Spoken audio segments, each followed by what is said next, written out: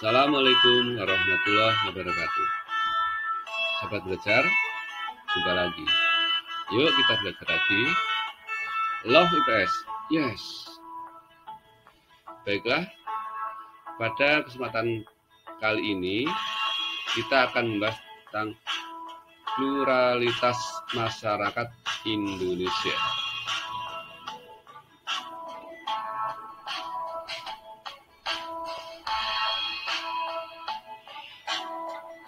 Kata pluralitas berasal dari plural. Ini berasal dari bahasa Inggris yang artinya adalah jamak. Sedangkan pluralitas berarti kemajemukan.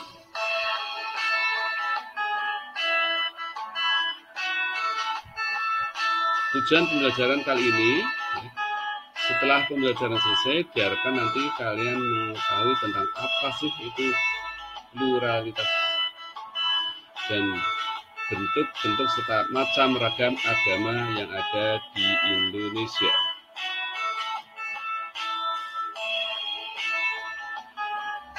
Pluralitas masyarakat Indonesia memiliki arti yang sama dengan kemajemukan masyarakat Indonesia. Kita tahu bahwa Indonesia itu memiliki berbagai macam agama, berbagai macam suku, berbagai macam budaya, berbagai macam bahasa, yang kesemuanya itu justru memperkaya khasanah kebudayaan masyarakat Indonesia. Selain istilah pluralitas, kalian juga menemukan istilah lain yang berhubungan dengan keragaman, yakni multikultural yang berasal dari kata multi yang berarti banyak dan culture yang berarti kebudayaan. Berarti multikultural adalah terdiri dari berbagai macam kebudayaan.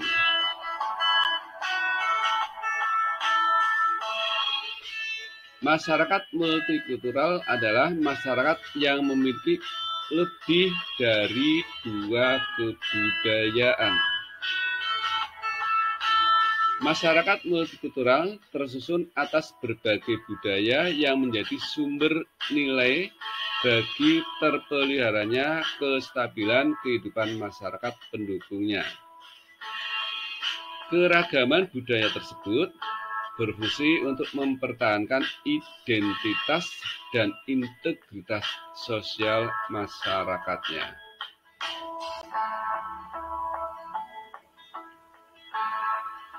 Masyarakat Indonesia dikenal sebagai masyarakat religius. Beberapa agama dan kepercayaan dapat ditemui di berbagai wilayah Indonesia. Indonesia juga memiliki banyak suku bangsa. Itulah sebabnya Indonesia kaya dengan budaya atau adat istiadat.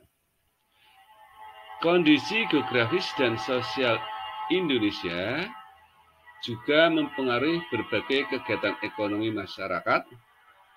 Karena itu, kita bisa menemukan berbagai pekerjaan masyarakat Indonesia.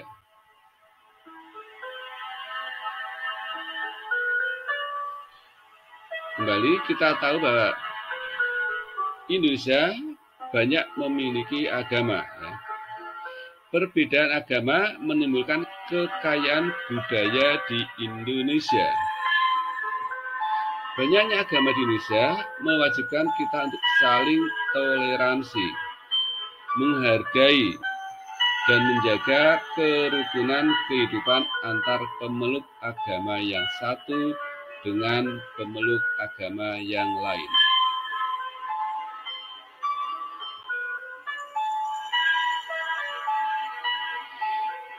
Toleransi beragama bukan berarti mencampur adukan ajaran agama. Kita saling membantu dan kita saling menghormati dalam menciptakan keamanan dan kenyamanan umat beragama dalam menjalankan ibadahnya. Jadi di sini kita hanya mencoba untuk saling memberi bantuan dan memberikan kenyamanan ya, kepada mereka-mereka yang akan menjalankan ibadah sesuai agama yang mereka anut.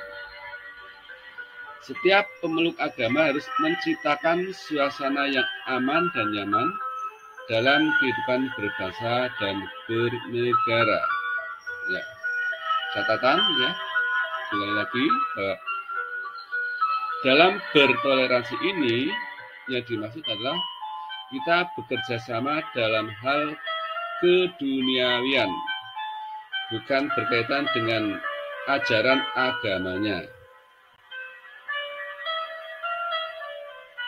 Yang pertama, agama Islam.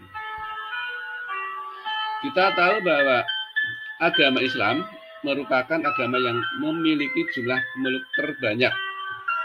Pada tahun 2010, pemeluk agama Islam ada sebanyak 87% dari jumlah penduduk Indonesia.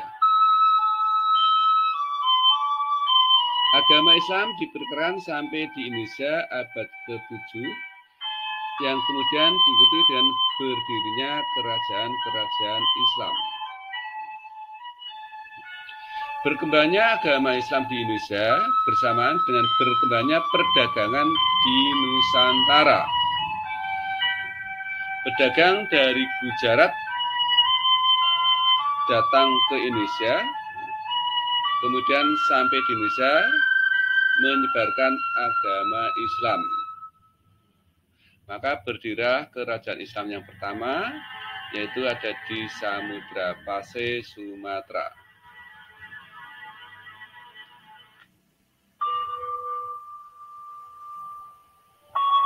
Berikutnya agama Kristen Protestan. Kristen Protestan berkembang di Indonesia selama kolonial Belanda, yaitu pada saat VOC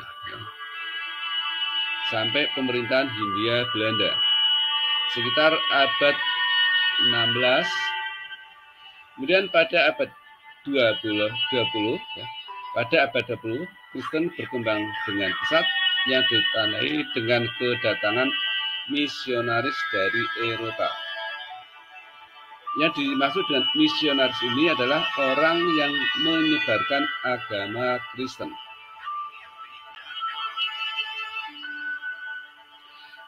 Berikutnya agama Kristen Katolik.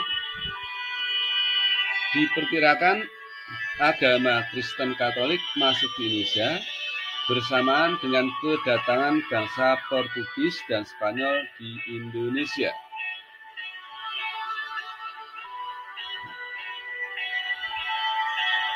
Salah satu tujuan Portugis ke Indonesia adalah menyebarkan agama Katolik, yaitu Katolik Roma. Disebut dengan Katolik Roma karena pusatnya berada di kota Roma. Tokoh yang terkenal adalah Franciscus Xaverius.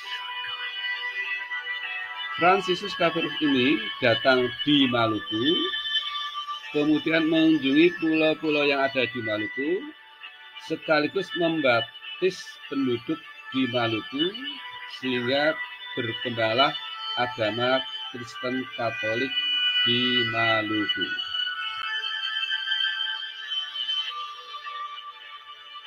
Berikutnya agama Hindu.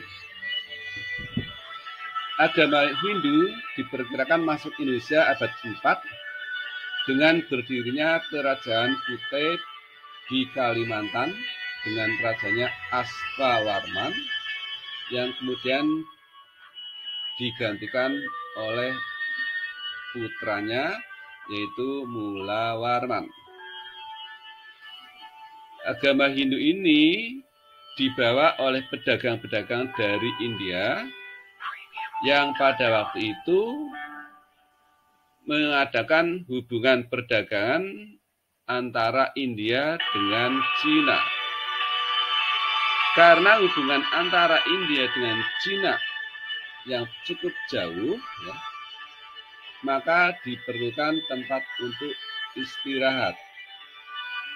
Tempat yang dianggap paling cocok untuk istirahat adalah Indonesia. Kemudian di pantai-pantai di Indonesia itulah mereka beristirahat sekaligus bermukim yang kemudian menyebarkan agama Hindu.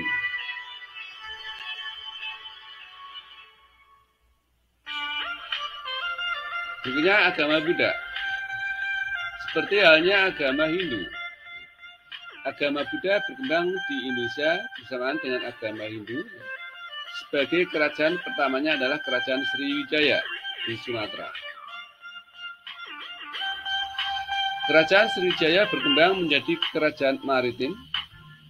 Hal ini disebabkan Kerajaan Sriwijaya terletak di jalur perdagangan antara India dengan Cina, yang merupakan jalur yang paling strategis yang ada di Selat Malaka. Setiap pedagang dari India ke Cina atau sebaliknya pasti melewati Selat Malaka.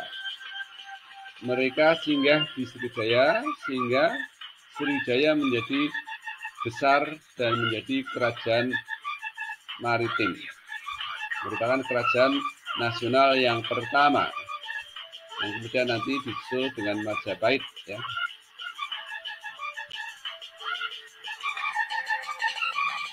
Berikutnya adalah Konghucu.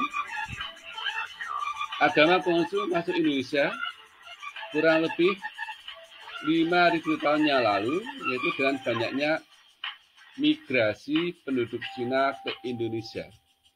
Bahkan sekolah agama Konghucu pertama di Jakarta berdiri pada abad ke-17 dan secara organisasi sudah eksis sejak tahun 1901.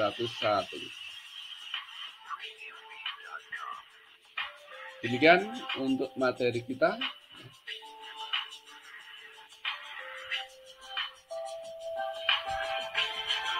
Kita akhiri dengan membaca Alhamdulillah Rabbil Alamin.